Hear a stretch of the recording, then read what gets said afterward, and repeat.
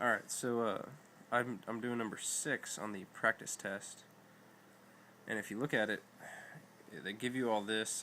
They got the cable right here, running here, and they got the sign right here, and went ahead and wrote in the weight of the pole, and it's going to be right in the middle since it's uniform. So you got all that given. I think they give you this angle and this angle, and you had to figure out these, but I mean, using trig, it should be pretty easy to figure out that this total angle here is going to be 70 degrees. So what I did is I went over here, and I just turned that beam and put it on its side, and I just basically rotated it, and makes it easier for bookkeeping purposes, and visually too. So we got the sign right here. That's 14 kilograms, and I went ahead and put in times 9.8 and made the force right here. And I also have the middle of the sign, the weight, which was like 8 kilograms times 9.8, and it's right there.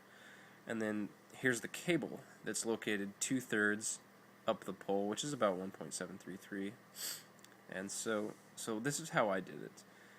What you need to do to figure out the tension of this is to sum the torques about this point A, which is the same over here, right here, point A.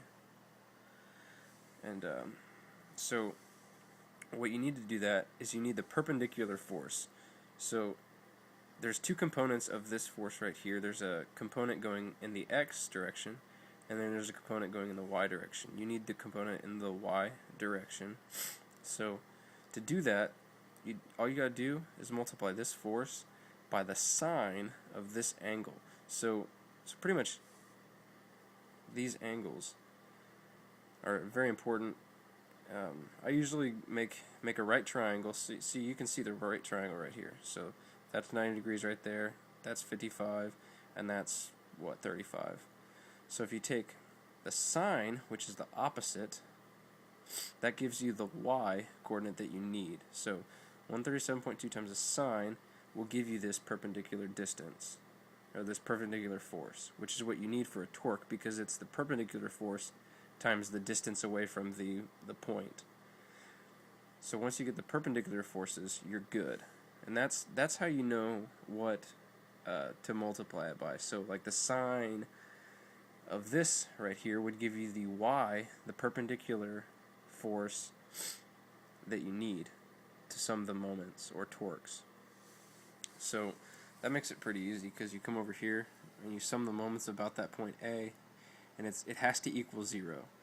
And so you come down here and you got the torque, or the tension in the cable that you're looking for. So that's the unknown right there, times the sine of 70 right here. Sine of 70 gives you the perpendicular force, times the distance from that point. And in this case, it's 2/3 up the pole, which is 2/3 times the length of the pole, and that's your torque about point A for the cable. Minus, you got to keep in mind that I took counterclockwise to be positive. So that one's going to be positive, and that's the only one acting in the counterclockwise direction. And so you subtract, and after you do that, you subtract the next two, which is this one and this one. And I'll kind of zoom out here. It's kind of hard to read, but right there is that one right there, times the sine of 55, because you want the perpendicular force, times the distance, which was half, because the weight on a uniform beam is going to be right in the middle, so it's half of it, which is 1.3, and then that one, which is the sine of 55 again, times 2.6, it all equals 0, so that's perfect. You have one equation, one unknown, plug and chug, and there it is. There's your T, which I got that, and Benton's answer was 231. He just rounded up, no big deal. Alright, now if you have any questions on this problem, just go ahead and email me back, and I'll try to see if I can clarify any better. Alright.